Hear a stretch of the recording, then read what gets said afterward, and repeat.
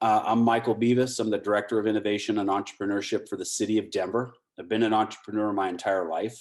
I'm the founder and CEO of a company right now called Cool Skins. I make a physical product in the pet health space. I'll weave in some stories about that business journey throughout this course, but I've been coaching and mentoring entrepreneurs pretty much my whole life as well. My background is I was a banker and a finance guy for a long time in San Diego, where I'm originally from, San Diego, California. And after being in that career for about a decade and a half, got a little bit burnt out, started doing some soul searching, and realized what I liked about that industry was teaching my clients how to run their businesses better, so they could qualify for the loans they were applying for from me. And so I thought, let me try this teaching thing. So I went off and I started teaching an MBA course in marketing, of all things, as a finance guy. And midway through that course, my boss came in and said, why don't you be my dean for my business college? So I made the leap from banking into higher education, was the dean, and then kind of quickly jumped up to the chief academic officer role, which I did that for close to a decade in higher education, and just really fell in love with higher education. And then that job prompted me to move to Chicago, where I quickly realized winter was not my friend in Chicago, being from Southern California. So great city, great people, great food. Winter was not my friend. And so I realized I wanted to be somewhere else, and I wasn't ready to go back to San Diego. Came to Denver, and I built a 50,000 square foot trades campus for Emily Griffith Technical College here in downtown Denver, if you're familiar with it. And in that process of growing enrollment there 700% in my first year, I created an entrepreneurship program to support the students in that space. And the city found out about it and said, hey, we're going to create this role over at the City of Denver. We think you should apply for it. So I did, and here I am. This program, I've been a mentor with Energize Colorado from the beginning, and working with tons of businesses that have leaned on Energize Colorado for the resources that they've created in the wake of COVID. And so I'm really excited to be a part of that group and this community in general. So I'm glad that you're all here. And I see some people typing in the chat. Certainly understand if you have to pop out early. I know this time for the class is right in the middle of the day, and many of you are seeing patients and those kinds of things, and that's okay. We're recording the sessions. So we're going to kind of keep moving forward with the content. I wanted to clarify something in the registration that when you registered for the class, when I looked at it, it looked like you had to kind of register for each session individually.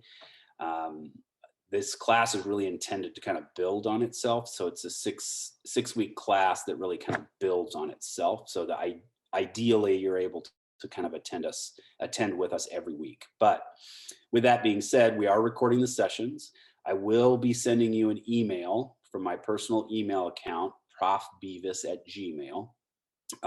With access to a shared Google Drive, where all the materials that we talk about in the class will be in that shared Google Drive, including a link to the recorded session for each class that we run, and any videos and any other content or tools, resources that I provide for you throughout the class. So you'll have access to those materials during the class and long after the class is concluded. And I also would encourage all of you to reach out to me directly. I'll provide my contact information in that shared drive as well, and reach out to me directly with any specific questions or things that you have throughout the week. You don't have to wait until we meet the next time to reach out to me and ask me any individual questions. So I'm here to be a resource for you throughout the program and long after the program concludes. I'm very passionate about helping people succeed in their business ventures and would love to help you there. The format of the class is we're really kind of intended to teach you everything from start to finish on creating the business, growing the business, marketing it, and how to finance it, those kinds of things. I understand that some of you have been doing your therapy practices for multiple years. And maybe you're just here to kind of gain some new insights or new techniques. So I don't want to bore anybody that's been through this already, but hopefully the information, especially on the early side of things, will be just a good refresher for you and help you in any way. Our kind of format today, we're gonna just kind of get to know each other a little bit, areas that you're particularly interested in. We're going to talk about why people want to start businesses in the first place and the crazy journey that it is to begin with, and then business structure, right? So the format that we should choose and why we should select the types of businesses that we select, and why it's important. And you'll notice my kind of flow and format is to work in what I always say are threes, right? So 3 big takeaways with each of the topics that we talk about to hopefully make it easy to remember, and that you can apply to your businesses on a regular basis. Next week, we're going to talk about the finance piece of things. We're going to go over some high-level finance information. We'll talk about things like how to finance your practice, how you grow your practice, those kinds of things from a financial perspective. There's going to be a lot of information. Again, you'll have access to a drive that will have all the information that we talk about. And you can refer to it anytime that you want. I'm not intending for anybody to be an expert in the finance space, but I just want you to have enough information to be dangerous, as I always say, but more importantly, to make sure that you're keeping your finger on the pulse of what's happening in your practice and making sure that what are some of the key metrics to look for. And then we're going to get into what I call the fun part of everything, and we're going to spend the majority of our time talking about marketing, and how we're going to get customers, right? Because I always say it doesn't matter. None of it matters if you can't get customers. So it doesn't matter how great your idea is or how passionate you are about a particular project or how well financed it is. It doesn't matter if you can't get customers in the door. And this is an area of specialization for me. So I typically say I have more college degrees than I like to admit in public. But my PhD is in industrial organizational psychology, with a strong slant towards emotional intelligence and also around consumer behavior. So I'm really focused on how we connect with customers and how we find just the right customer for our practice in this case. I work with businesses in all industries. So not shy about diving into a variety of different industries. I'm very familiar with the mental health space. I work with a lot of businesses in that space, therapy practices, and things like that. And so I'll likely bring in some guest speakers for you as well from some of my community networks that can be helpful to you and just kind of understanding the flow of the practice itself. And then we're going to kind of wrap up this class with a little bit of storytelling. So how are you, as an example, the head of your business or your practice, telling the story not only from the customer standpoint, but any potential partnerships that you might form with other people that are providing similar services in the space and or attracting investment capital if that's something that you want to do. Oftentimes we refer to that as a pitch presentation, but for the format of this class and this audience, I think we're going to focus more on the storytelling piece of it, because again, it's all going to tie into how you attract people to you and your business and make a thriving practice out of that. So with that, I'm going to keep moving forward. I'm going to show you a couple of templates and different things that I'm going to put in your drive right away, and then we'll jump into it. What I would encourage you to do is please type questions in the chat, dialogue with each other. Your engagement is really one of the critical elements of the success of this class and this program. So the more that you're kind of connecting with one another, reaching out and asking questions throughout the chat, I can tailor the content specifically to that. So as I start to pull up some of these documents here, if you all wouldn't mind going into the chat and just typing your name and who you're affiliated with and how you found out about this class, that would be fantastic. So I'm going to share my screen while you start to do that. One of the templates that I'm going to put in your shared drive is this business plan template. Now, here's the trick with the business plan template. Used to be back in the day that you thought if you're going to start a business, everybody had to write a business plan, and it had to be 50 pages or more, and it had to be this massive document that was fully comprehensive and covered all aspects of the business. I'm here to tell you that that's not true. And it's certainly not true today. And most companies or most investors or whatever the case is, most people are not going to take the time to read the business plan. But the business plan is really important to you as a potential founder because it keeps you focused. So oftentimes when I'm working with entrepreneurs, they're very passionate about what they're doing and they're very easily distracted, right? So it's that, the bright shiny object, and then I'm going to do this, and then I'm going to do that, and then I'm going to work in this part of this, all these kinds of things. And they have all these amazing, wonderful ideas, but they're challenged from the perspective of being able to actually execute on any of the topics that they want to do. And so the business plan should be considered a living document, right? And it should change pretty frequently. And, as you have a conversation with somebody, as you pitch your idea to somebody and you get some critical feedback, you go back into your business plan and you make those tweaks, right? And the more that you work on it and the more that you massage it, the better your storytelling becomes at the end, right? Because you clearly are the subject matter expert in that space. And for this particular business plan template, the reason why I like it is it's pretty comprehensive. One is that it covers a lot of topics, but more importantly, in the document, if you've never done a business plan before, it provides you with instructions in each section, right? So here, as an example, in the executive summary, which is typically the last portion, the last piece of the business plan that we complete, it gives you instructions, what should be included in that area, etc. Now, this plan is 38 pages long, and that can potentially seem intimidating. But normally speaking, if you're working on this document and you choose to use this as a tool, right? I'm not your English teacher, so I'm not grading your English and that kind of stuff. If you choose to use this as a tool, typically what I coach you to do is every section that you complete should be boiled down to one single paragraph, 3 to 5 sentences max.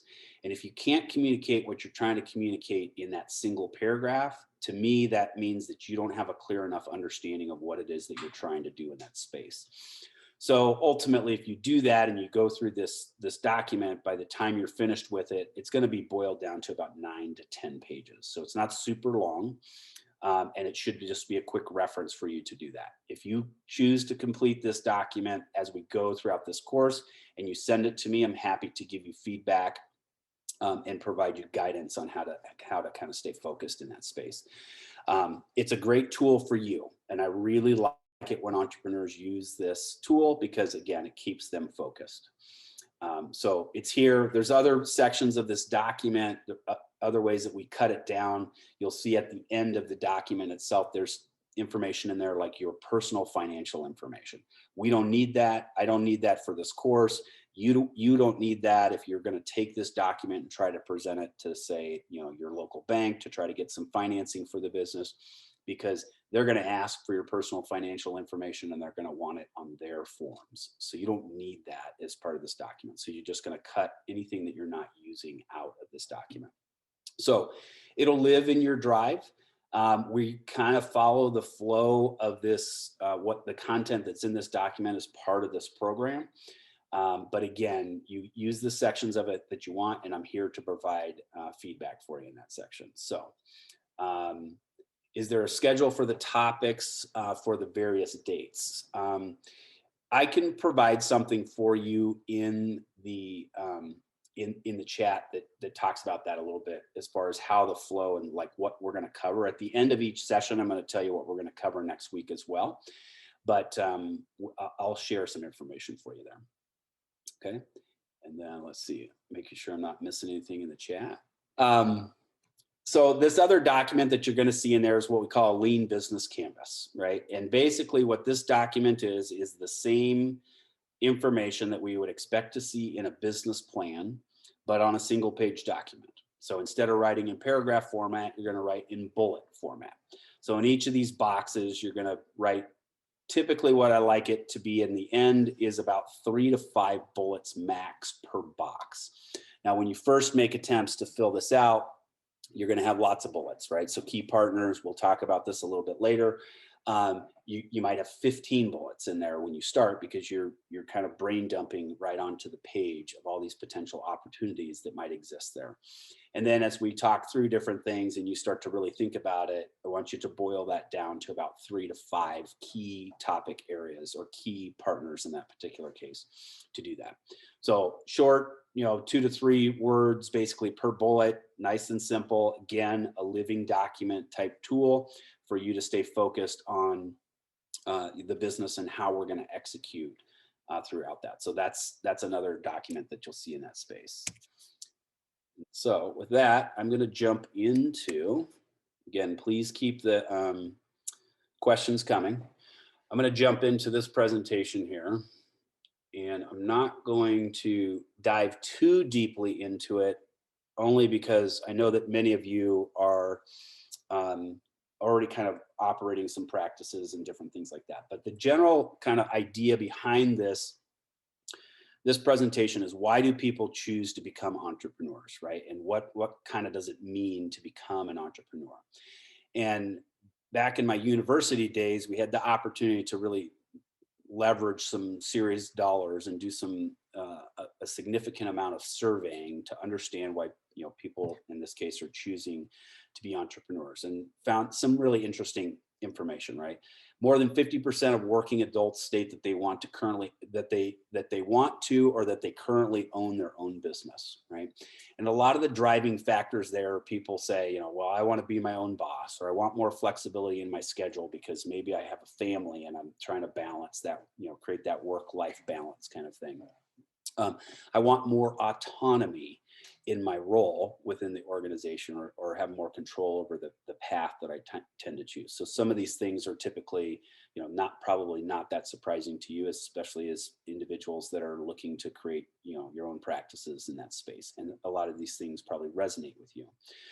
One of the challenges, or the challenges that most entrepreneurs typically face, is they don't have skill sets in all categories, right? And that's very common for most of us. Even in the world of therapy, right? There's a lot of specializations that happen in that space.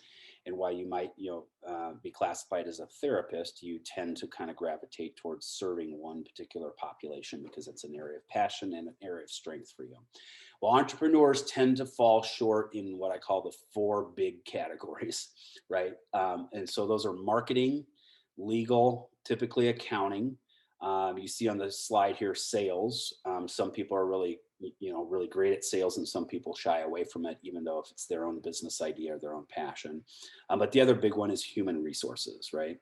And so you'll hear us say very frequently, outsource things that you're not good at, right? So you have to understand where your skill set is and where your strengths lie, and then be willing to push off the rest of it to somebody else that's more of an expert. Now, this can be a challenge in the beginning because it costs money, right, to bring other people onto the team, or to work with consultants or other third-party groups that provide these types of services, and it can chew up a lot of capital in a very short period of time.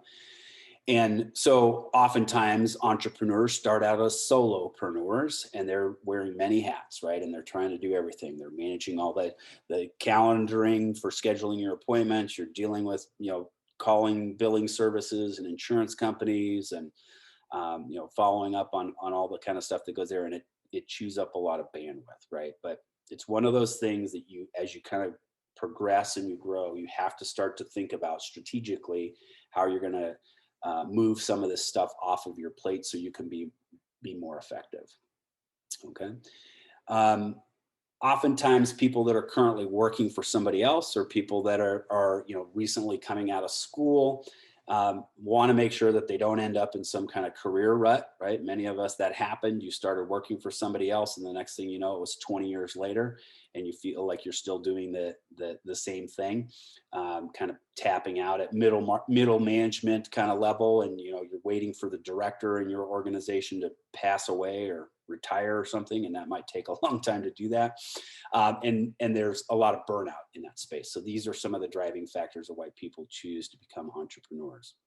Now, what I typically say to people that are thinking, that are working, currently working for somebody else or working in another environment, right? Maybe you're working in a hospital system as an example, or part of another group practice, still with the idea to kind of move out and do your own thing, is become more intrapreneurial, right? So you're working within a larger organization, and I want you to be thinking about ways that you can actually implement some of the ideas and the concepts that you have, right? The passion that you have to create new innovative solutions, and pitch that to your boss, right? Pitch that to the organization and see if you can affect real change within the organization, and focus on that piece. It'll help satiate, if you will, your entrepreneurial spirit, and make you have more meaning in the work that you're doing because you're creating a greater impact for that organization. So something to be focused on there, right?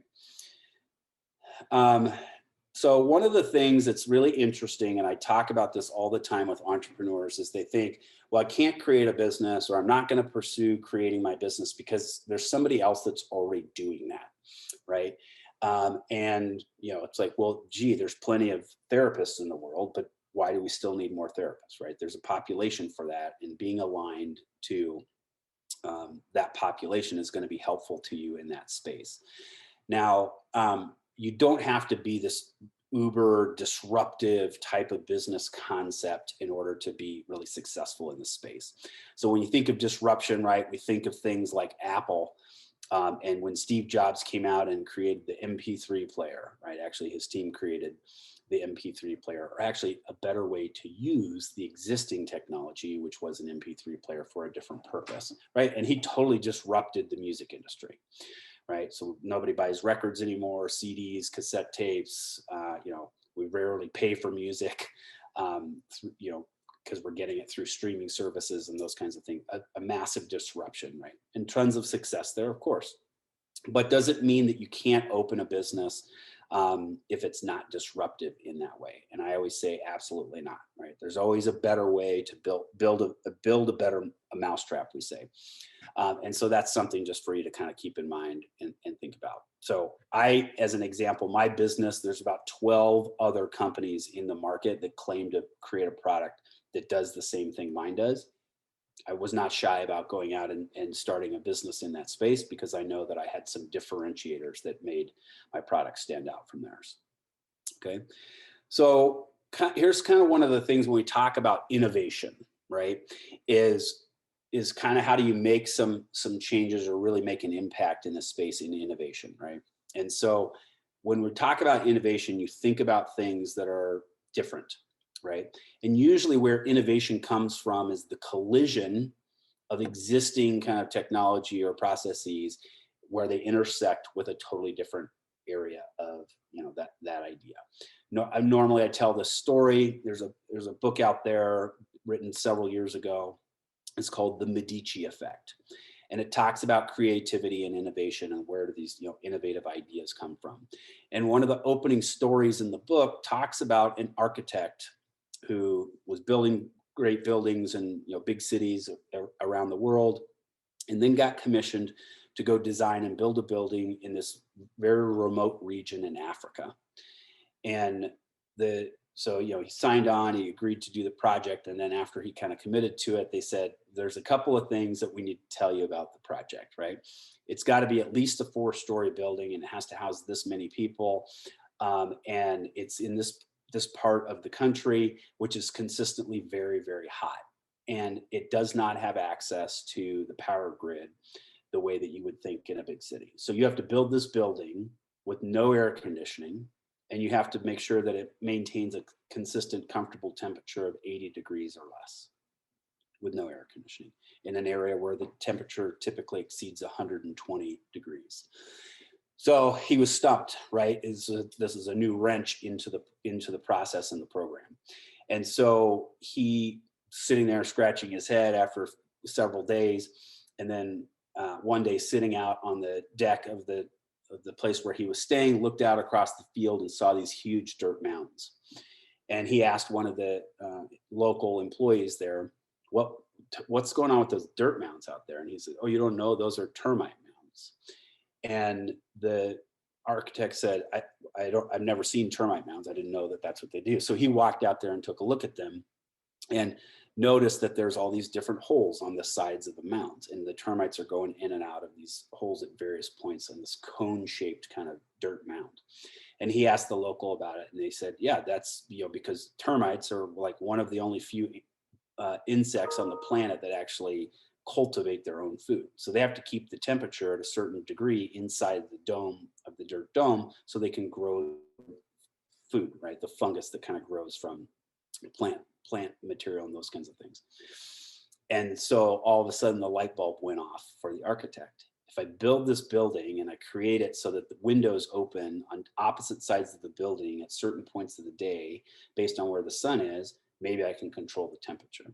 And so he was able to build this building in this remote region of Africa and keep the temperature at consistently 78 degrees year round by controlling the airflow through the building, just using louvers on the windows. So it's a fun, interesting story about how innovation happens, right? That spark or that collision, if you will, of ideas in that space. Okay. All right. So, well, one of the things I was going to say here, so if you want to do innovative things within a larger organization, right, it's very common. So I used to consult with Fortune 500 type companies, and they wanted to create innovation teams, and they wanted 20 people on their team. And what I had to kind of coach them through is that in order to have real innovation, you have to keep the team small, right? So typically in a Fortune 500 company, I would see an innovation team of about 3 people, just to keep it short and simple, and so that they can execute on the ideas that they're coming up with instead of just everybody feeling like they have to contribute some kind of idea. So you want it to be effective in that way. So if you're working in a practice right now and you have a handful of team members and you want to do some innovative things within your practice, just remember to kind of keep the team small and give them the autonomy that they need to move forward. Okay. Here's your big takeaway for this slide, right? To do things and be more innovative and not have to worry about being disruptive in a particular industry, you have to focus on these 3 things, right? So these are your 3 Ps and your 3 takeaways for today. And we can create a better mousetrap, right?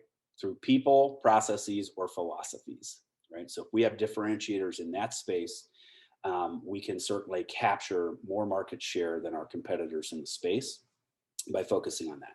So your people, right? It might be the talent that you bring on within the team. So you think about companies that doing, large engineering practices as an example, Tesla, right? They just pay more money and steal all the top talent from all these great engineering firms from around the world to build these physical products. Or maybe in your private practice, again, you have an area of specialization, right?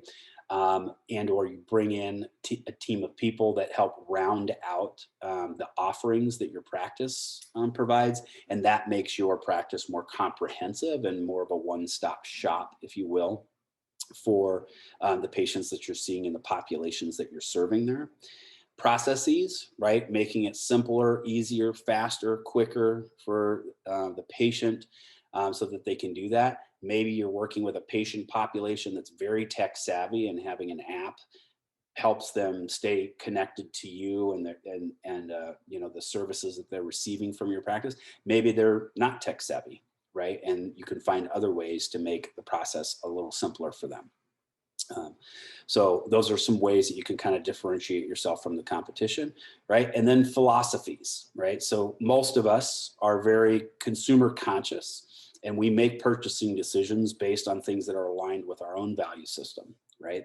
And so articulating what your philosophies are to your audience and helping kind of connect and build a culture around that will not only help you attract customers, but it also builds culture within your organization, right? So we think about the philosophies that we value ourselves as founders, and we want to attract people to us that are in line with those philosophies, so that we can be consistent across our messaging and our offering for our customer base. Okay. So when we talk about innovation or doing things differently, we're kind of looking at discovery skills, right? And when we talk about discovery skills, it's like, how are we going to come up with new things, right? Many of us, again, we went to school for many, many years, attained a really focused kind of skill set in that area. And we need to step outside of ourselves a little bit to come up with some of those innovative ideas and create opportunity for us to have experience to those things that will help with that intersection that I talked about, right? So going to networking events, chatting with each other here, as an example, just to kind of learn from each other as far as what you're getting in the process, can be one great way for you to just create some new discovery skills, right? For private practice, as an example, it's very common for practitioners to connect with one another and be like, oh, you're doing that at your practice? That's a great idea. I should implement that in my practice, right? And they're happy to collaborate and share good ideas in that way. Ask good questions, right? So when you don't know something, it's okay to admit it and say, tell me more about that, right? I want to learn more about that process. It's going to help you kind of learn in that way. Experiment, try things, observe what others are doing, and just genuinely be curious about what's happening out there in the space and how you might implement that across your practices, right? Pretty common stuff here, avoid the delusion of optimism, right? It's very, hey, I'm going to open a practice and it's going to be in this great part of town and I'm going to put my sign on the door and people are just going to come in and it's going to be great. And I'm going to be profitable in 3 months, right? That's delusional optimism right there. It would be great if that's how it worked out, but that's not typically how it works out. So just don't be fooled in that process and understand really that what you're doing here is a journey. And it's going to take a lot of steps and quite some time for you to really probably realize the true potential of what you're trying to create. So just be thinking about that, right? Cognitive biases, right? So we want to make sure that we're staying grounded and focused and step outside of ourselves so that we're getting information from multiple sources, right? So I typically, in my entrepreneurship programming for entrepreneurs and other spaces outside of therapy, I say, I want you to go out and talk to 100 people you don't know and get feedback about your idea. Because your friends and family always think it's a super cool idea, right? They want to be supportive of you. They want to see you succeed, but they're not typically willing to step up and give you some critical feedback that may be really important for you in the business. So just be kind of focused on that piece of it, right? And understand that there's a lot of moving parts to creating the business and you want to be able to move it forward. Okay. We don't need to talk about this part. This is if you're building physical products or some kind of SaaS-based product. And then that's just different funding ideas, which we'll talk about a little bit more. Are there any questions so far? If you haven't already set up your business, this slide deck, we're going to talk a little bit about what needs to happen when creating your business, right? And so again, I'm working in threes, and the 3 big questions that you need to ask yourself when creating a business is right here on the screen, right? So we want to talk about control, right? How many people will be involved in the business and what control should they have as part of that business? Are you going to be a solo founder? And you're the only person that's going to have any equity stake or ownership value in the company. And maybe you'll have employees, but they don't have ownership or any control over what happens in the company. Or are you going to have business partners, right? As part of that, and maybe they're 50-50 partners with you. Maybe they're only 20% partnership because they're doing some other job or gig on the side. These are questions that you have to ask yourself in order to understand which type of business structure is right for you. Okay. The second question we need to ask ourselves is liability, right? And especially with private practice, I'm certain that you're all very familiar with having to have insurance and different things like that.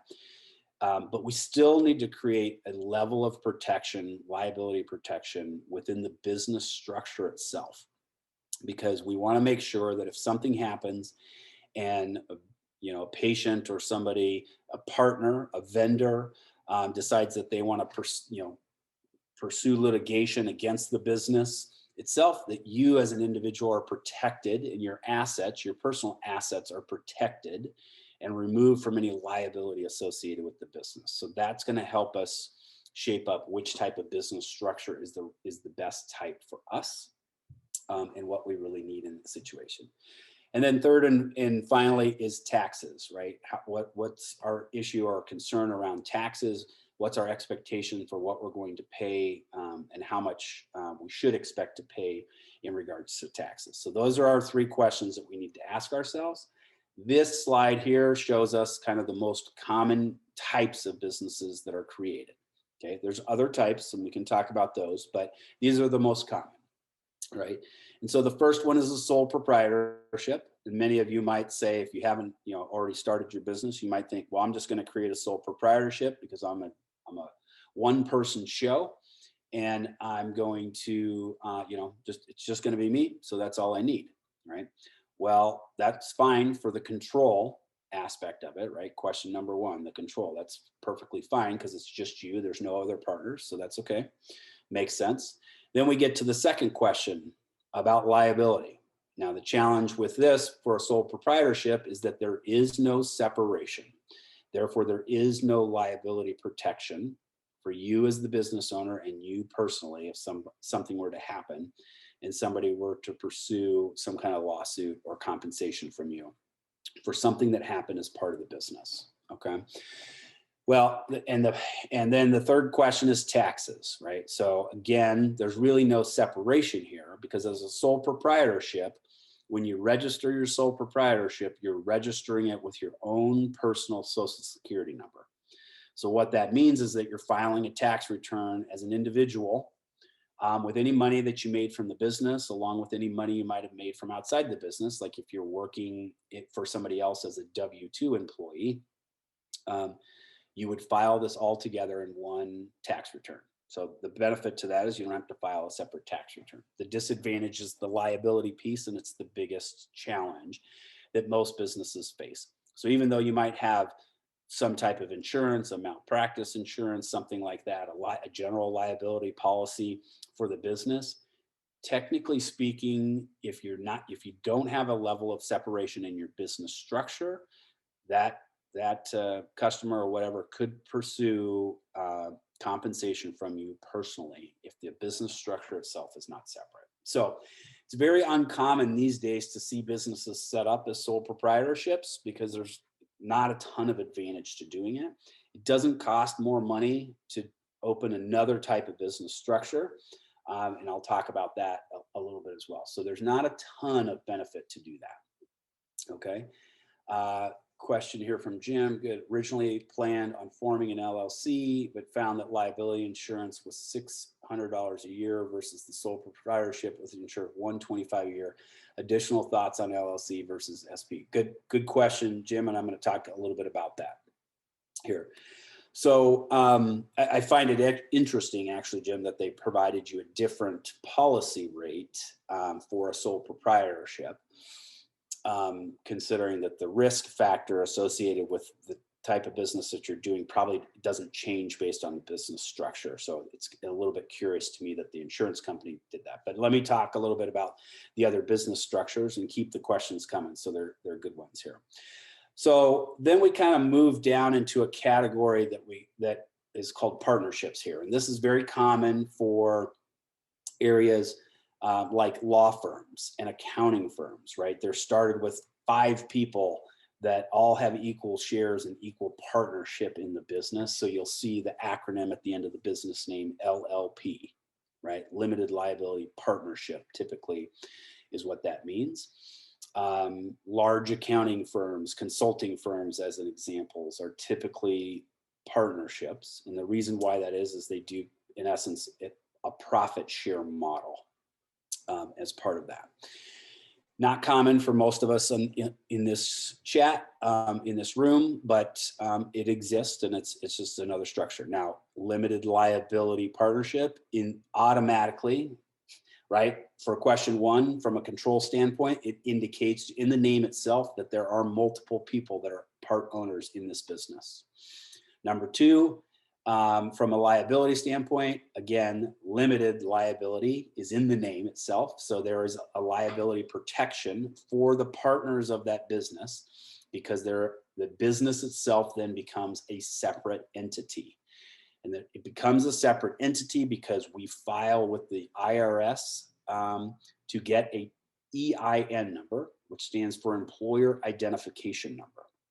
That is, in essence, your tax ID number for the business, separate from the individuals. Remember, in the sole proprietorship, we use our own personal Social Security number, so there is no separation there, right?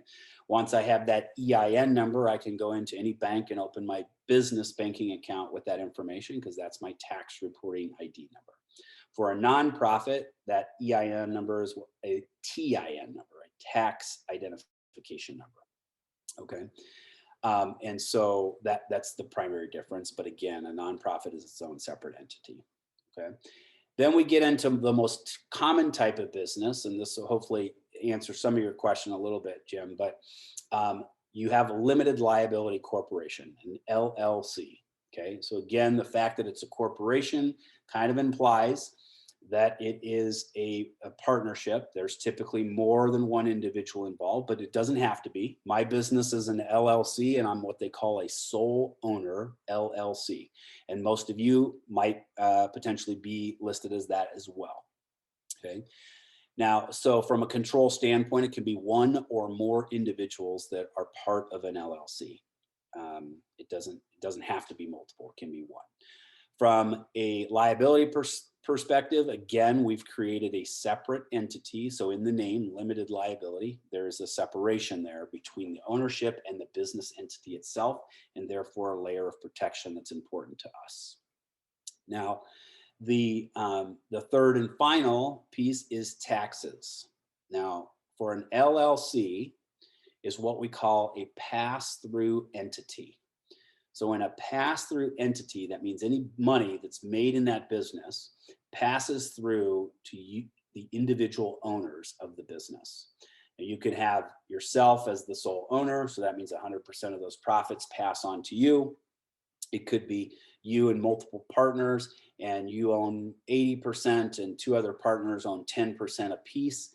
They get 10% of whatever net profits are left over in the business passed through to them in the form of income. And they report that income out on their personal tax returns. Okay.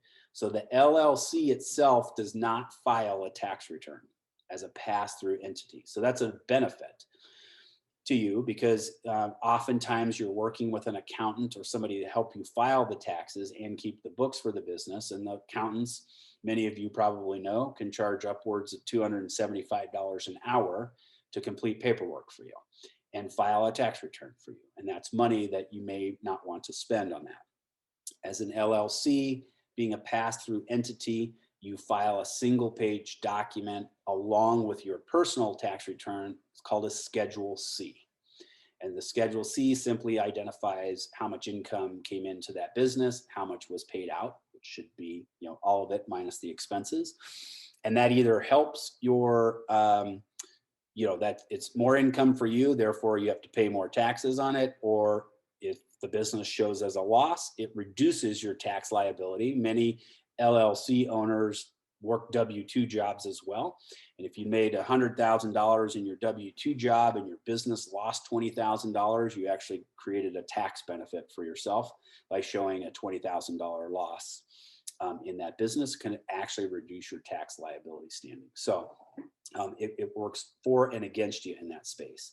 This is important to remember from a tax perspective, and why LLCs are so popular and why the pass-through entity is advantageous is because most individuals in the United States pay between 12 and 20%, 28% income tax on money that they make in the United States. Most corporations, if the money was left in the business and showed as a profit, would pay upwards of 45% income tax.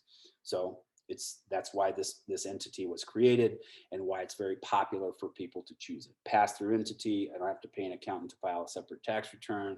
I get to pay it at a 12 or 15% income tax bracket versus a 45% tax bracket. So that's the biggest advantage to that type of business structure. Now, in regards to these types of businesses, right? Any business entity that you create separately, you should carry insurance, right? And it's very common for most businesses to go out and get a blanket liability insurance to cover yourself, right? So if you have a private practice as an example, and maybe you're in an office suite that's in a medical strip mall type area, right? And even though you're a tenant in that building, in your private practice, and there's a parking lot, and your patient trips in the parking lot on the way to or from your appointment, they potentially could come back and sue your business, right? Sounds a little irrational. But they could potentially do that because they could say they were there because you require them to be there for their service, and they're going to look to sue somebody, even though you're not technically responsible for the parking lot. Your name, your business could be looped into any type of lawsuit there. And those liability policies, those blanket liability policies, help protect you from that type of stuff. You might be doing a yoga practice as an example, and somebody might come back and say, I hurt my back because you did some new pose that I wasn't familiar with. And that caused me damage and pain and suffering. And so there's going to be some lawsuit. Most insurance policies will cover that type of stuff. They're relatively inexpensive. So Jim had provided some examples there where he got a quote for $600 for a year if he was an LLC, and $125 for the year if he was a sole proprietorship. I'm a little perplexed by the differentiator there, and I'd be curious to talk to your insurance broker to find out why, because they're really protecting the business and the practices that are happening there, right? I make a physical product in the pet care space. I carry a blanket policy of over $2 million in case somebody wants to sue me or they say my product harmed their animal. A $2 million policy cost me just under $1,000 for the whole year, which I think is relatively inexpensive considering the amount of protection that I get in that process. So yeah, it's a little bit curious to me, Jim, and I'd be happy to have a follow-up conversation with you or kind of do a little digging with some insurance brokers that I know, just to kind of see if there's some rationale that I'm not aware of there. But I would think almost actually there's more risk to the insurance company for you being a sole proprietorship than an LLC. So I'd just be curious to kind of dig into that a little bit. And this, of course, that type of insurance would be different than any type of malpractice insurance or anything that you're required to carry, depending on your area of specialization and those kinds of things. So just got to keep that in mind as you're digging through it. But generally speaking, liability insurances are not that expensive compared to other types of insurances we're used to paying for. So after LLCs, we typically, the two most common types are what we call a C Corp and a S Corp. S Corps are very rare to start as a primary form of the business. S Corps are typically a subcategory of a larger business entity. So we typically start with a C Corp. Now, a C Corp, again, answering our three questions from the previous slide, can be one or multiple people as part of the business entity having some type of ownership and or control of the business. It can be hundreds, if not thousands of people, right? So publicly traded companies are always C Corps, and they can have technically thousands of owners, because if you own shares of stock, you're technically an owner in that company, albeit a very, very small percentage owner in most cases. So from a control standpoint, again, there's typically multiple people involved. From a liability standpoint, complete liability protection, because a corporation is its own separate entity again. And typically any wrongdoings are not tied back to the original owners or the primary owners of the business. From a tax perspective, again, we run into this problem because if the corporation is very profitable, they can run at the risk of a huge tax liability of being close to 45%. Now, the challenge with that, or the ways around that, there are legal tax laws that allow businesses to kind of move money up, to other accounts and other places where they're not subject to some of the taxes that we're worried about. So let's see, $3K a year. Okay, good. So yeah, thanks for sharing that, Marie, about the equine therapy business being a little bit pricier on the liability insurance. And that to me makes a little bit of sense, only because you're working with live animals and different things, and there's an injury, probably a higher sense of injury, potential injury for clients in that space, just being around live animals. But $3,000 a year for all those considerations still seems relatively reasonable, in my opinion, considering for the fact that it helps you sleep at night. Hopefully it helps you sleep at night, knowing that there's that level of protection. So C Corps are very interesting because they're this type of corporation that allows for multiple owners. And it has this kind of weird tax liability from the standpoint of you have to figure out where you're going to move profits to so that you can't do that, right? So again, large companies like Apple, as an example, they literally have like trillions of dollars in excess capital, and it gets moved to offshore accounts, right? Money sits in a bank account outside of the United States, and therefore it's protected from taxes.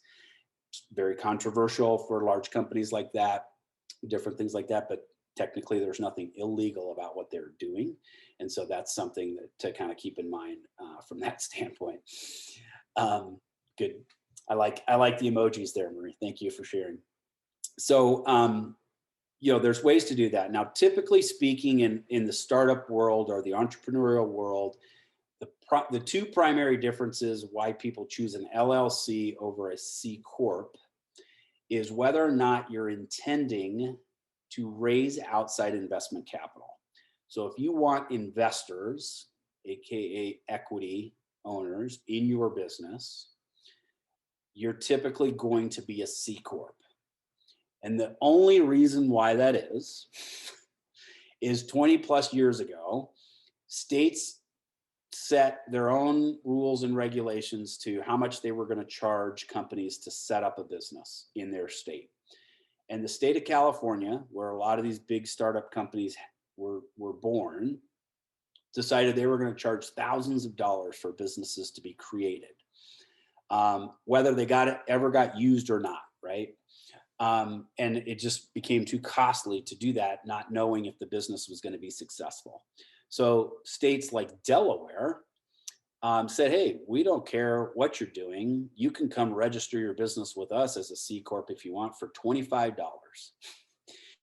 And everybody went to do a Delaware C Corp for $25. And if the business never took off or it didn't become anything, so what? It was $25 and not that many people cared about it.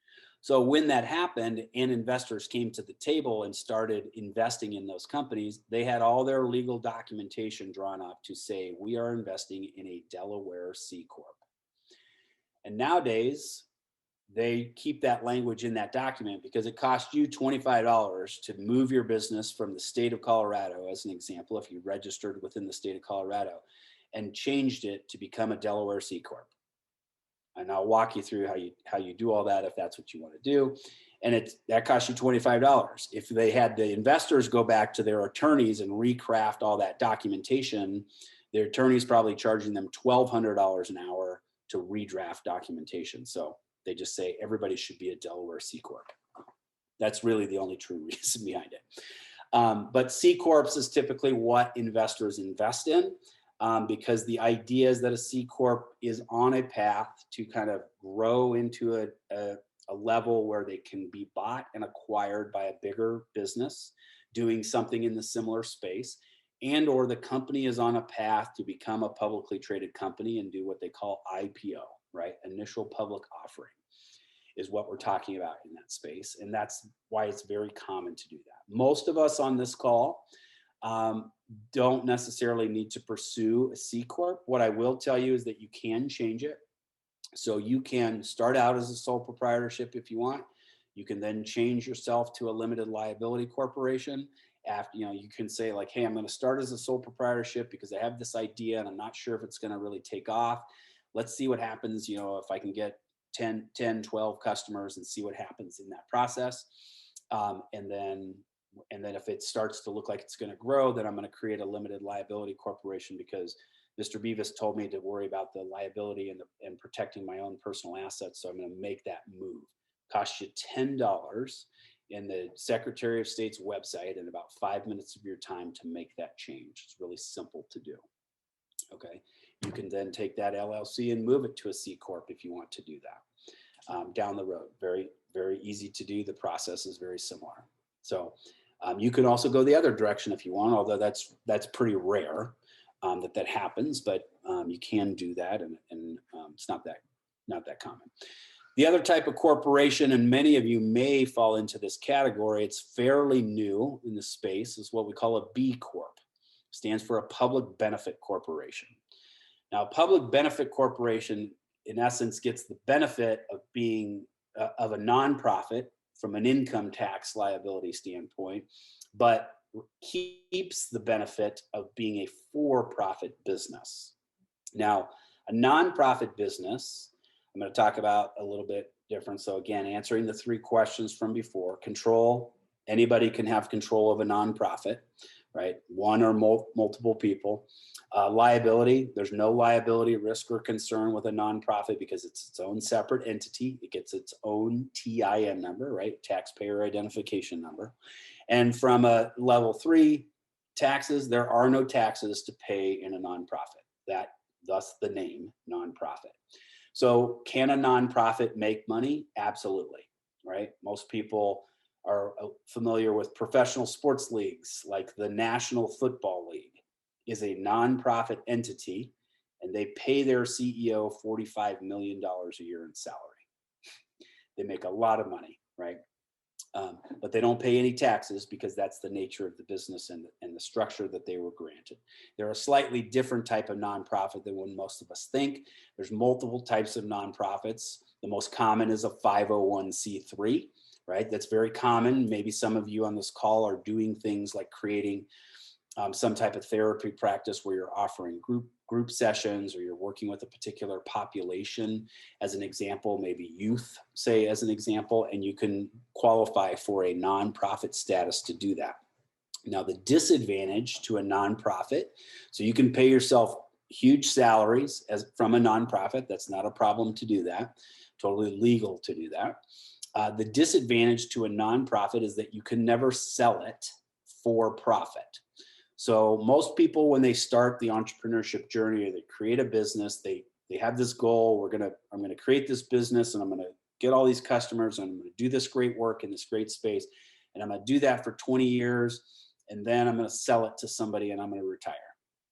Right? That's very common to do that. Private practice is very common to be able to do that. You're in essence selling what we call a book of business, right? You're selling your customer base to somebody who's likely doing something similar in the same space. And there's value to that. And I'll talk a little bit more about that next week when we meet. And so in a nonprofit, you can never sell it. So all you can do is take the assets from that nonprofit and transfer it to another nonprofit. So I created a nonprofit. It's now, I want to retire. I want to move, my family is expanding. I need to spend more time at home, whatever the case is. You want to step away from the nonprofit, but you don't want the nonprofit to not continue to offer the services that you created. So you find somebody else who offers similar services and say, hey, we have a little bit of money left in the bank. We have these great relationships with all these partners. Do you want to take it over and just continue doing what we've been doing? And in most cases, those nonprofits will say, yeah, great. Thanks for offering it to us, and we're happy to do that. You can't ever sell it. So that's the primary difference. Now with a B Corp, you can step in and you can technically sell that business for profit in the end. But in order for it to keep its B Corp status, it has to continue the same mission-driven work. We're seeing more and more of them pop up, but it's much harder to qualify for B Corp status than it is for nonprofit status. So just something to take into consideration. A lot of you, what you're doing, we may benefit from the opportunity of having two entities that operate your business. You might have a for-profit arm and a nonprofit arm. This is very, very common. And the young woman that I just met with as an example, probably a really good fit to have both of those. And what's really nice about having the nonprofit arm is it allows you to chase another stream of revenue in the form of grants and donations from private donors, because they all want to give money to worthy causes, especially things focused in things like the mental health space, because it's a big topic right now, and they want to contribute to the offerings that are being provided there, but they want their tax advantage, right? If I'm a high net worth individual and I want to write you a check that's got a lot of zeros on it, I want to make sure I get a tax advantage for doing that. And I cannot get a tax advantage by giving it to your for-profit business.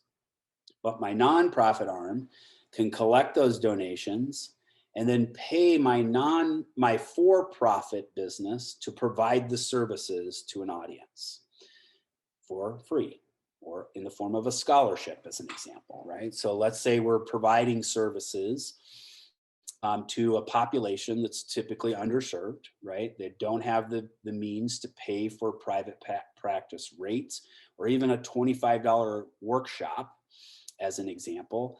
And maybe you're offering a service that doesn't make sense to bill it through insurance. So how do these people gain access to those services? You provide them the services through the for-profit arm.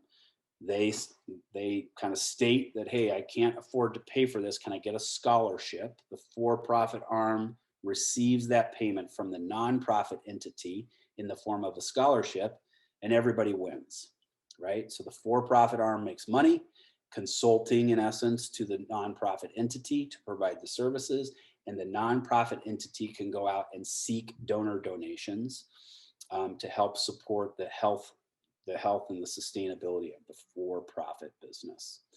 So I hope that makes sense. If there's questions, please ask away. I'd like to do that. Again, filing a tax return for a nonprofit is super simple. Most of you can complete it on your own. You complete a form called a 990 every year that simply says, we made this amount of money, we spent this amount of money, therefore we have no money left over. Have a good day.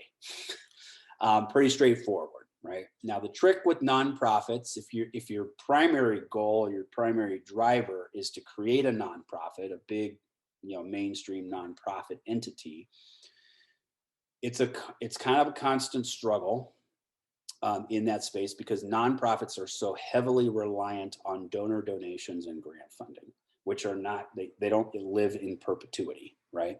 So if I get a private donor to generously write me a check for $100,000, that's great, but that $100,000 isn't going to last me a very long time, and I have to constantly either keep going back to that same donor or find more donors to keep providing that type of income into the business. Same with grants. They're not typically long-standing. So when you get a grant, you get a grant for a year, or 3, 5, maybe at the most, and then you have to go out and find more dollars, right? So it's really difficult for those businesses to kind of keep doing that on a regular basis. It just chews up a lot of bandwidth to keep doing that. So where we normally see nonprofits become successful, long-term and sustainable, is when they get north of $10 million in operating revenue. Or operating income every year, right? And so those are big nonprofits. And then they have multiple ways in which they're generating revenue from that level of investment to continue to offer the programming and the services that they do. The other reason why nonprofits struggle quite a bit is because they're typically created by very passionate individuals who have a very strong connection to particular community or a population that they're trying to serve, and they don't tend to have a lot of business savvy, acumen, or strengths in a lot of the key areas. And you have to run a nonprofit business like a for-profit business. You just have to do it, or it's not sustainable in that way. And so that's just some of the challenges to it. They're wonderful organizations. I've started 6 myself. And you just have to kind of understand what the intended purpose is and how to manage it like a business. It's very important for you to do that. Okay. So with that, I'll keep moving forward. I'll look for any questions that might pop up in the chat. Keep them coming if you can. All right. So now we've decided which is the right business structure for us based on addressing the control aspect of it, the liability aspect of it, and the tax aspect of it. How are we going to do this? Well, we're going to go to the Secretary of State's website, and any state that you want to register it in. It's very common, most common practice for businesses to register in the state in which they're operating, right? That's typically what's recommended. The C Corp, Delaware C Corp, is potentially the exception to the rule.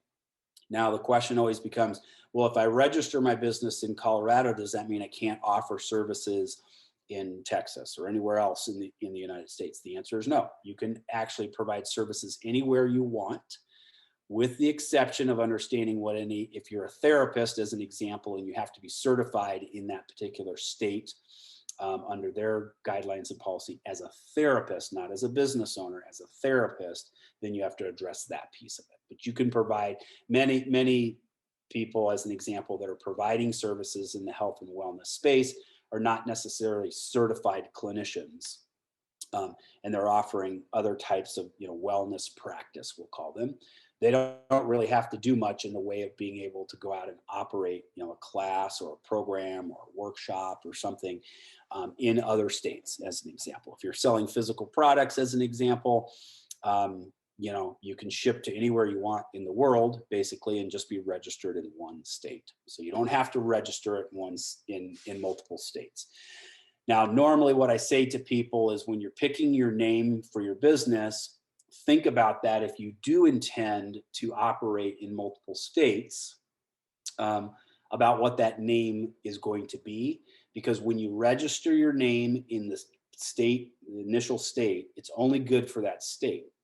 So if you have some kind of branded practice, say as an example, and you do have a vision of saying, we're going to create that practice in 5 states in the western side of the United States, right? First of all, let's be conscious about the name. We're probably not going to call it Rocky Mountain something, right?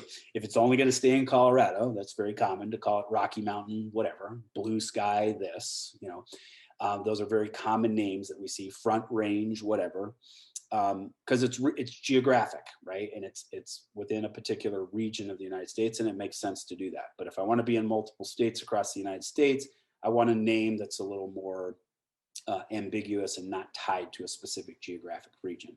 I also potentially want to look on the Secretary of State's website in those other states where I think I might operate this business, to ensure that that name is not already taken there. Not because I'm going to register the name there, but just because I want to make sure from a branding perspective, if I move into those other states, I'm not competing with somebody that's already been there for 20 years doing the same kind of thing that I'm doing, right?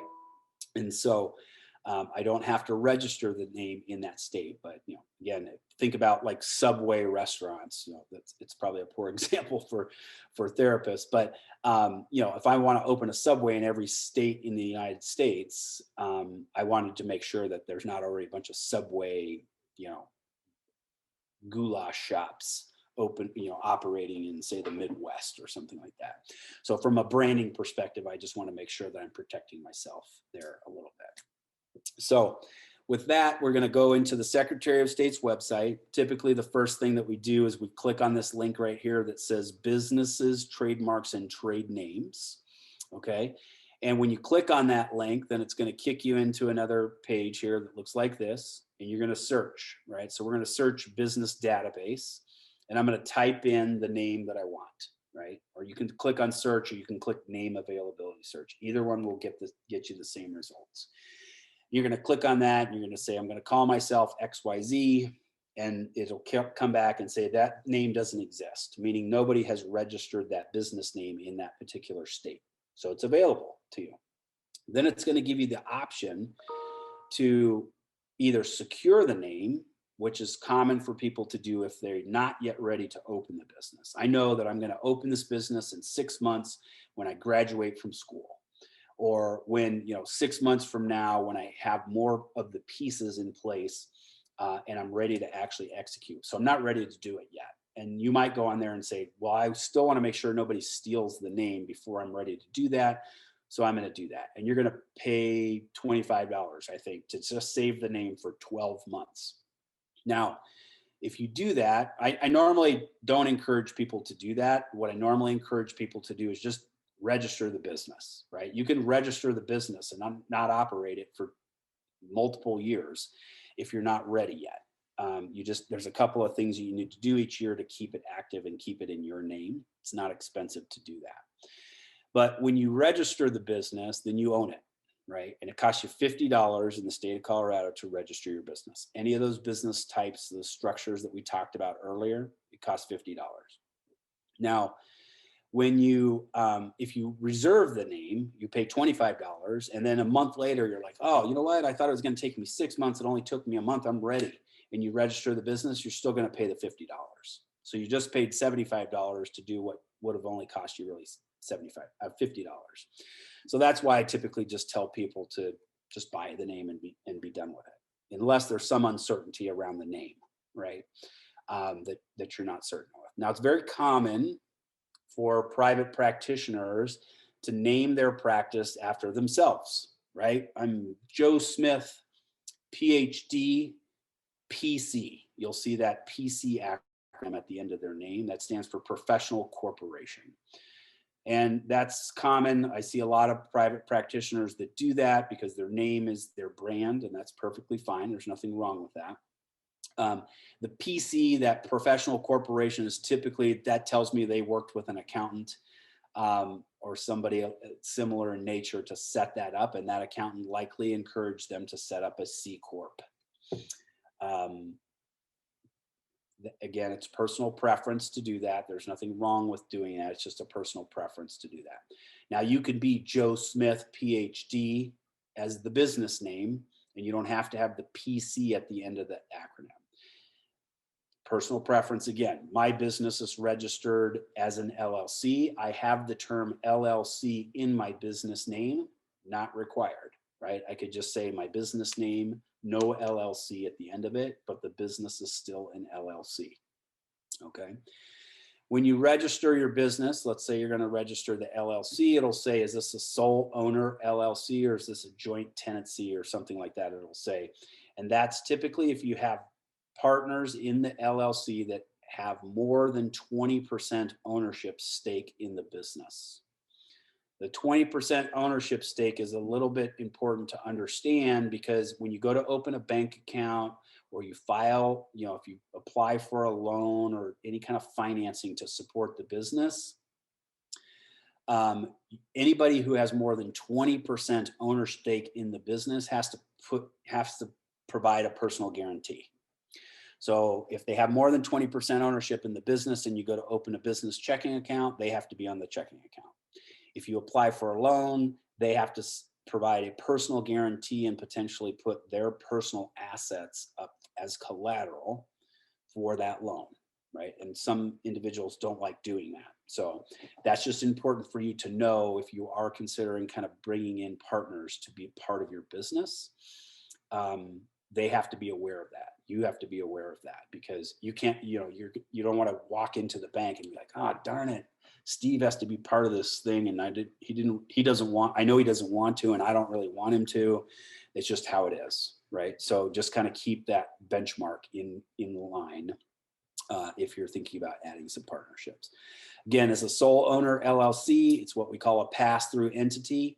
It's a pass-through entity regardless. You can have multiple partners as part of the LLC, and all that income passes through to them individually, and they each have to file a Schedule C with their personal tax returns to show how much money they made from that business. In a C Corp, they file what's called K1s.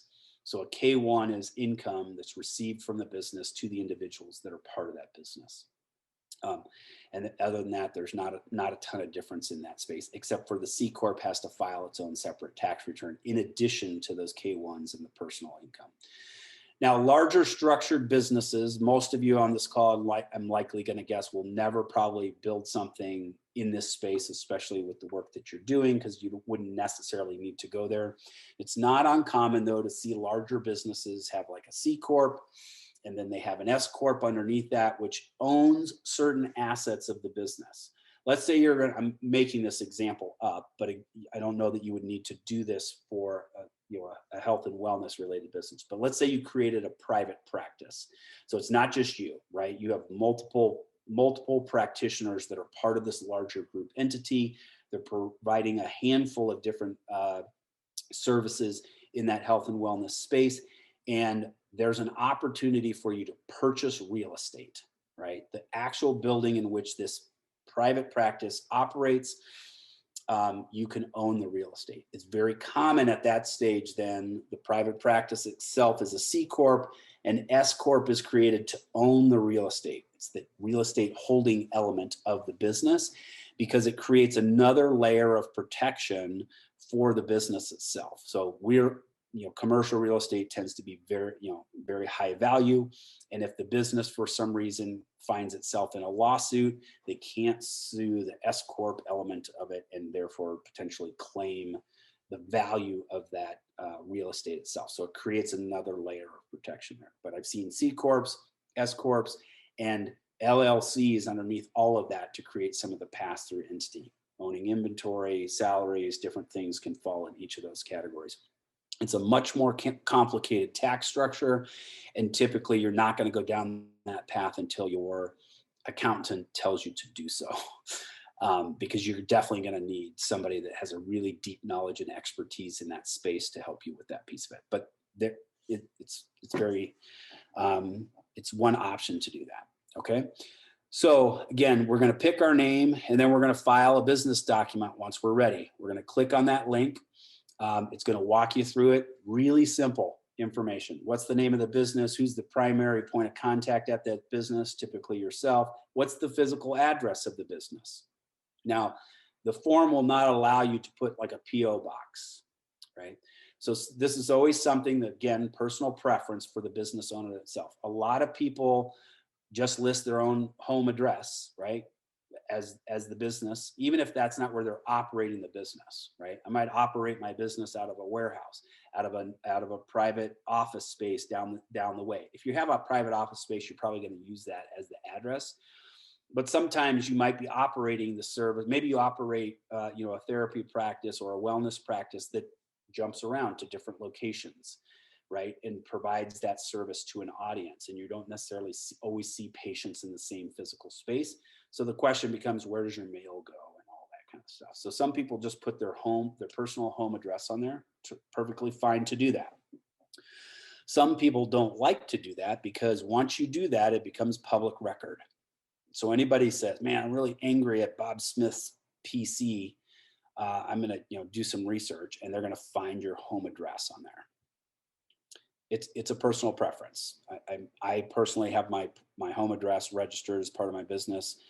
My business is a direct to consumer model. I don't see clients here. I don't have a storefront. I don't do any of that kind of stuff. So all my stuff is kind of operated through a variety of third parties. I use a 3PL service to manage inventory and ship direct to consumer, all that kind of stuff. But I don't physically go to an office to do that. So it's just registered at my home.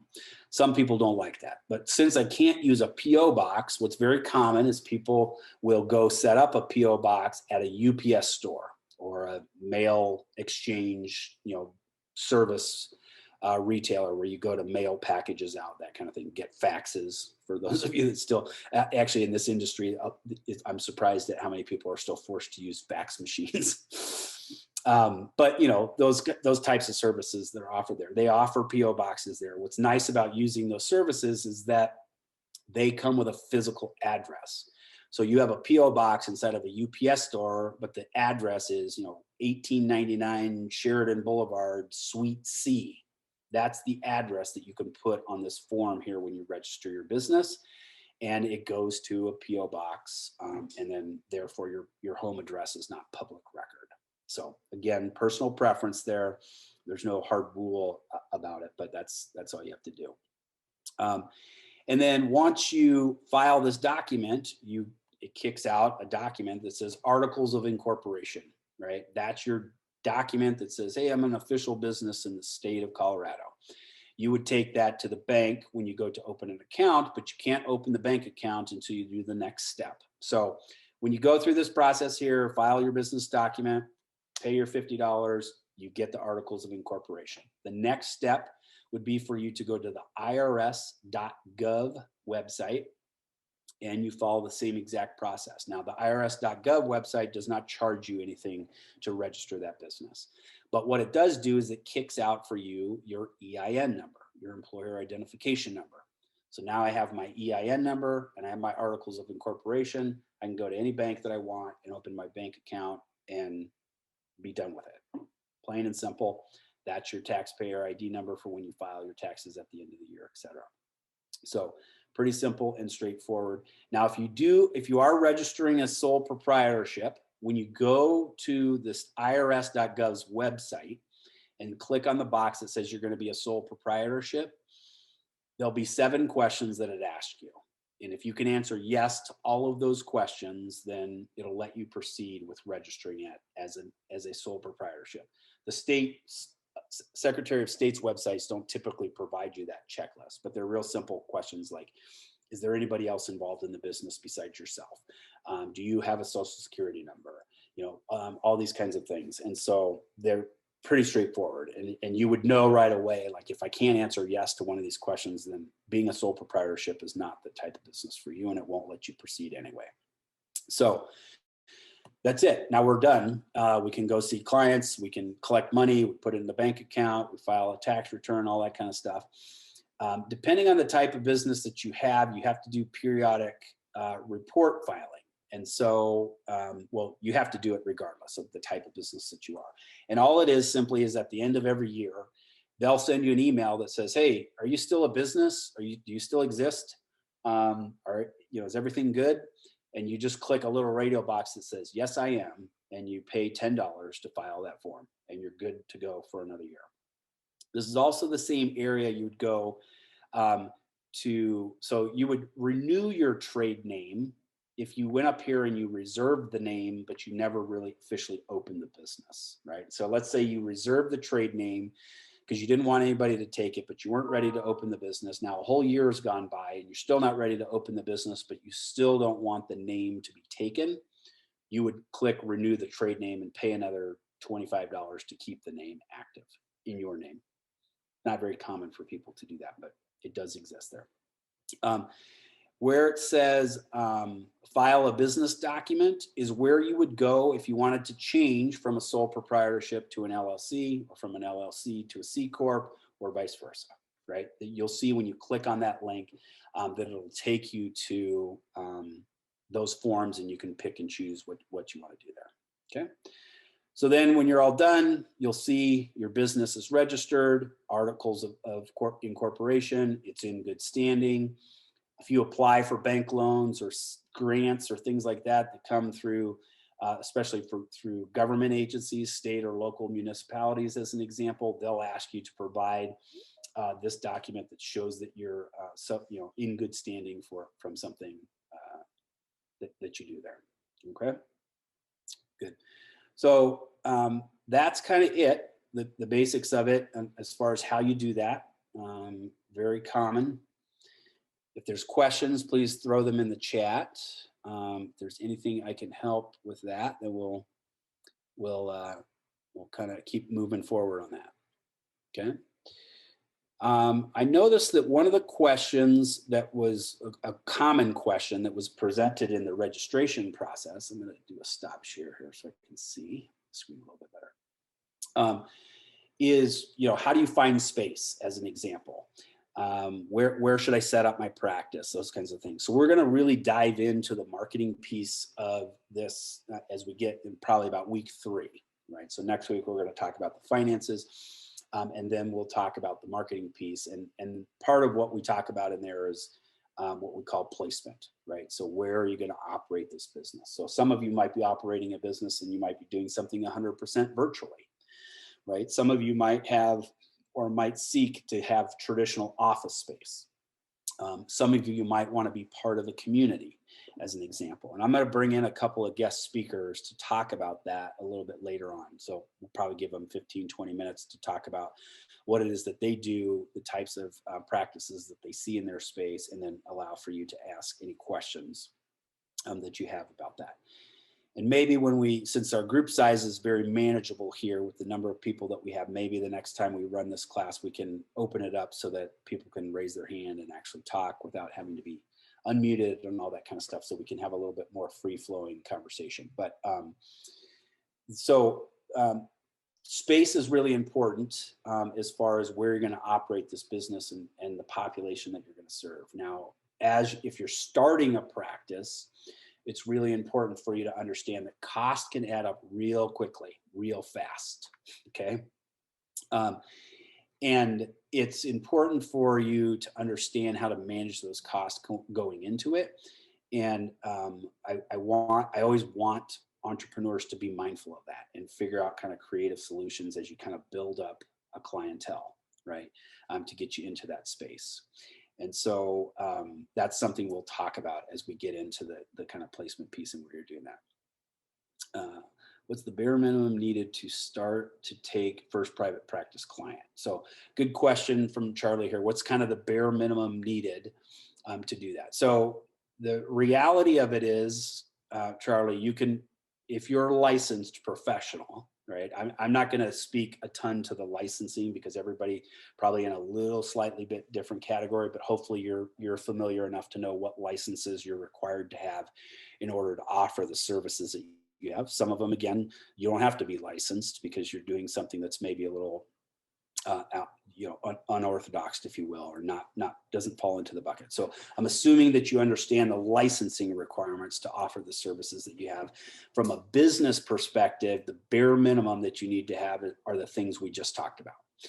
Now, could you, in theory, as a licensed professional, say a therapist, right, who's licensed to provide a specific type of counseling or therapy session, could you see a patient and collect some money from that patient without being a registered business? Yes, absolutely.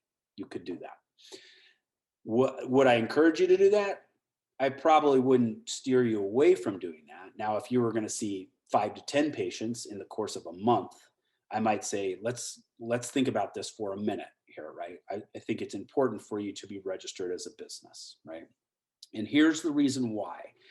And it's very common for entrepreneurs to start doing things and start making money and start getting clients for different things, and then realizing like, man, this thing is starting to take off. Maybe I should create a real business here, right? That's very common to do that. So one of the things we didn't talk about, and I'll talk about this a little bit in greater detail next week since we're going to talk about finances, but it's really important for you to create a separate business entity for multiple reasons. And the first one being liability, right? Because Charlie, as an example, you could start seeing people and then all of a sudden, like 6 months from now, you're like, this is good. It's great. I'm going to create this business. And that very first patient that you saw 6 months ago, 6 months later, could come back to you and say, hey, I'm going to sue for something. And they could sue you individually, even though now you have this protected liability company, right? Because you provided services to them on the early stages, right? I would say the risk is low early on, but it's still a risk, okay? The other reason why it's really important for you to create that business entity is you want to keep your finances separate. And this is something that's really hard for early stage businesses to figure out, because most cases in early stage businesses, you are self-funding the growth of this business, right? Oh, you had to pay to register the business with the state of Colorado. That cost $50. Where did that $50 come from? Like it came out of your own pocket, right? Either from your savings account or from your own paycheck or something along those lines. And then you need office supplies. And then you need, to pay for your license, right? For your therapist license. You need to pay for testing materials because you do a special type of therapy that requires you to do a battery of tests with your patients, as an example. Those are all fees that come up, and they come up pretty quickly, right? Now, from the liability perspective,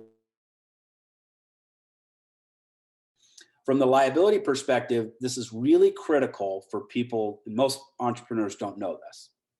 It's really critical for you to keep your finances for the business separate from your personal finances, right?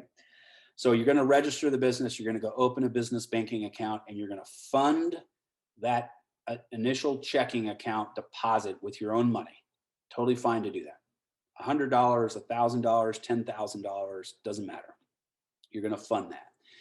Now you have expenses with the business, and there's still no money coming into the business, right? Because maybe you're not seeing patients right away.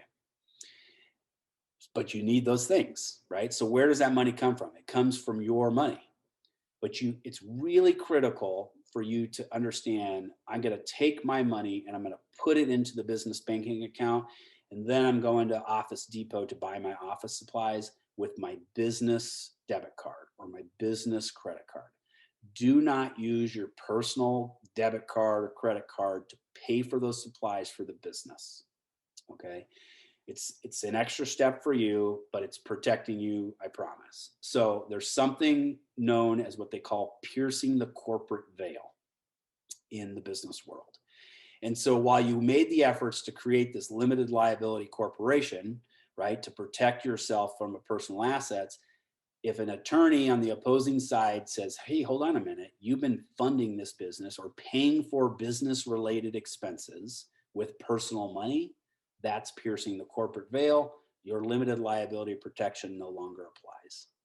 So now we can sue your business and now we can sue you personally. Okay. So that's why I always tell people to be cautious, be careful when you're out there, you know, trying to survive basically is what we're doing in the beginning, right? My business, as an example, I put a lot of personal money into my business to pay for a lot of business expenses, but I put it into the bank account first and then take it out of the business account afterwards. And that's just important to know. Early on, it's very common for people to start seeing a handful of patients and start, offering practice, right? I created a yoga practice. I created a therapy practice for teens or whatever it is, to start seeing those patients. Cause maybe you're not billing through insurance. You don't have, licensing requirements, those kinds of things. It's very common. I just would say, don't do it long-term, right? Start out early, make sure that it's going to stick. People want that, and then create that business as quickly as possible because of the protection that it creates for you.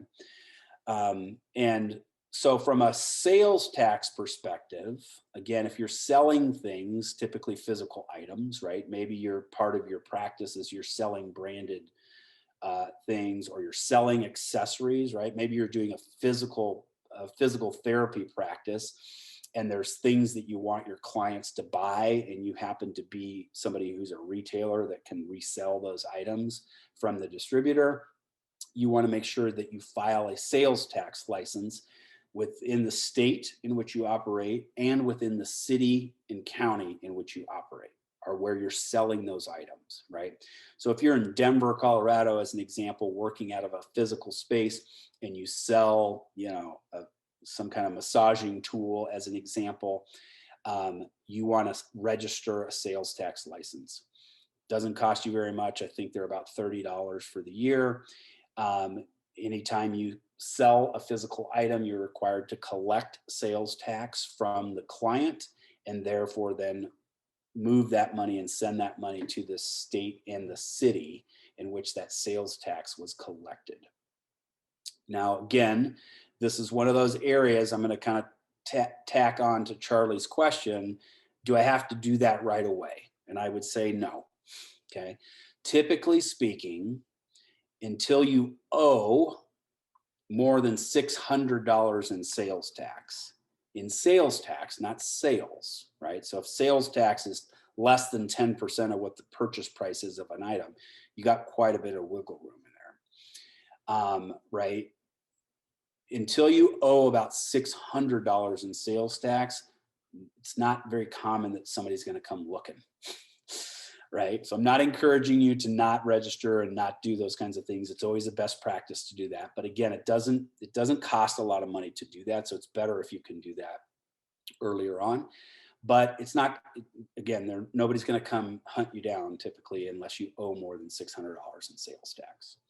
Now, if you're doing something like that, and you're selling through a website and you're offering services all over the United States, as an example, there's plugins that go on the back end of your website that will automatically calculate that sales tax based on the zip code in which that purchase was made. It'll collect the sales tax as part of the checkout process, and it will walk you through the process of submitting those sales tax in that income directly back to where it belongs. So just something to do. But again, if the volume is relatively low, it doesn't have to be your top priority. Your top priority is always getting customers in the door. Okay.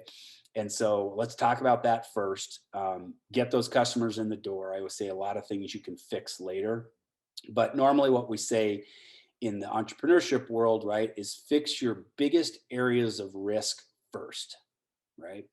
So if you have big areas of risk, if you're in an area, as an example, where you are required to have a license to practice what you practice, get that taken care of, right?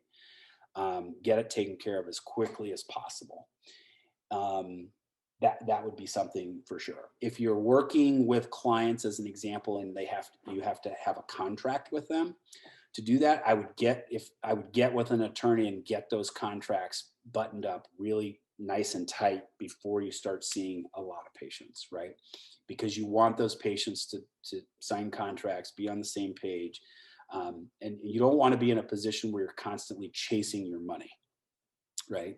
So if part of the contract is that a client is going to pay you X percentage up front and then X percentage within a certain time period after the services were rendered, having that in a contract will protect you from that sooner rather than later. If you don't have that contract in place, you might find yourself chasing clients to get paid for certain things. And so we want to make sure that we're not doing that.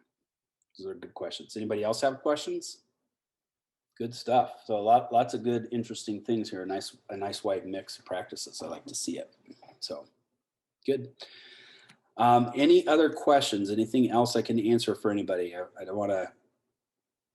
We might end just a couple minutes early today, and I just want to make sure that I'm giving everybody the opportunity to do that. So again, later today, I'm going to get access to your email account. You're going to see an email come from me from Prof. Beavis. It'll have a link to access a shared Google Drive that'll be called Energize Colorado Entrepreneurship Class. And then I'll put a folder in there each week for content. And so the PowerPoint presentations that I covered today, the business plan, the lean canvas document, I'll put all of those into that folder so that you can access it anytime that you want. I'll probably in the next day, a couple hours, whenever, I'll get the link to this recorded session and I'll put that in there as well so that you can go back and watch any parts of this if you want, or if there were people that had to leave early or drop off early, we could do that. Charlie's got a good question here. How much simpler would it be to offer only remote online services? And the answer to that question, Charlie, is it depends. So, prior to COVID, there was a lot of practice fields, right? Therapy practices in general that were very restricted and not allowed to offer remote services, right? They had to see patients in person. They had to provide, a certain amount of time with that patient in order to qualify to meet some of the billing codes and different things if they're doing things through, insurance companies. And then COVID hit, right? And then Medicare said, hey, hold on a minute. We'll let you bill for services rendered in an online format, in a virtual format. And so then all the other insurance companies kind of typically followed along with that process and allowed a lot of therapists and practitioners to be able to offer services in that way. Now that COVID seems to be something that's starting to become a thing of the past a little bit, it's starting to look like a lot of the practices are going to remain in a virtual or remote format. And it seems like it's going to be more acceptably practiced in that way. What I've heard is that the patients certainly like it a lot more. It's convenient for us, right, to not have to drive to a physical location, find parking, et cetera, the time commitment with going back and forth. The question becomes, again, the type of service that's being performed. Can it be done effectively in a remote format, right? Again, if you're required to provide a battery of tests to a patient in a neuropsychology type of environment, say as an example, and they have to perform certain tests, those are difficult to administer in a remote format, right? And so that's something that has to be addressed with the practitioner and the patients in that space. Now, if you're taking cash paying clients, you can certainly have that agreement with your client to do things in a remote capacity if that's what the both of you want to do, right? The practitioner and the client want to do, because you're not restricted to what the regulations are within the insurance provider. Your license may provide some restrictions to offering remote services, but I don't know of a lot of licenses that do that to keep your license active and current in that space. Technology has certainly gotten a lot better for remote care and those kinds of things, and I think it's really interesting to see how it's shaping up. We're very familiar with, larger mainstream companies that are starting to capitalize on the ability to do remote services. I will tell you, likely from a business management standpoint, it's certainly more effective for you to provide remote online services, right? You don't have overhead costs typically associated with a lease payment at a building. You yourself can see more patients in a shorter period of time, right? Because most of us in a business world, right? It's like back-to-back meetings now all of a sudden, because we don't have to allow for drive time. We don't have to allow for certain things related to the logistics of that. So it just really comes down to the types of services that you're offering and the audience that you're working with, and whether or not they're really fully benefiting from what you're providing. Now, I've unfortunately heard a lot of therapists who have been very frustrated with working with clients in an online or remote capabilities, because those clients are trying to do other things while they're supposed to be in their therapy session, right? So I'm probably not receiving the full benefit from my therapist in my session if I'm trying to make dinner while I'm in my therapy session, right? Or I'm tending to small children, or I have a dog that's barking in the background, or whatever the case is. So I've been coaching a lot of therapists to work with their clients and set standards and practices, right? Of what the expectation is for the client if they're going to receive services in a remote capacity, right? So you have to be in a place where you can provide, a quiet surrounding where you're uninterrupted and those kinds of things, to do that, because again, the client should be receiving the benefit of your skill set and your talent and what you're offering, and they can't do that if they're talented. I mean, if they're distracted, right? So, yeah, yeah, good point, Charlie. You're right. You can't see people for grief therapy if while they're driving. It's not certainly a good place to see them. So, I mentioned that I offer coaching. Yeah. So Blanca, I would just encourage you to reach out to me. Again, hopefully you have my contact information from the registration process, but if not, you'll have my email and my phone number here in probably the next hour. So I'll send that over. Feel free to reach out to me directly.